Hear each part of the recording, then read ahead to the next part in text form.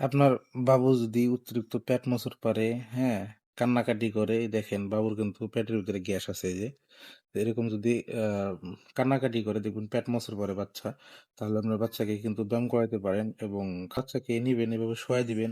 শোয়ায় যে ২ পাওটা ধরবেন, ধরে এই যে এরকম করবেন। আর কিছুক্ষণ পর এই যে হালকাভাবে এরকম করবেন। বাচ্চা কিন্তু দেখবেন যে মানে এরকম করবেন, হ্যাঁ? তারপর হচ্ছে হালকাভাবে এই যে বাচ্চা কিন্তু গ্যাস বের হইতেছে, হ্যাঁ? এই যে এইভাবে এই যে বাচ্চা গ্যাস বের হইতেছে। দেখেন। তাহলে কিন্তু দেখবেন যে বাচ্চা মানে সুন্দরভাবে ঘুমাবে। তারপর হচ্ছে যে এরকম এই যে বাচ্চা এই যে গ্যাস বের হইতেছে, বাচ্চাটা এরকমভাবে গ্যাস বের হইতেছে। দেখছেন? দেখবেন যে বাচ্চা কান্নাকাটি করবে না। এই যে সমানে গ্যাস বের হইতেছে। এই দেখেন।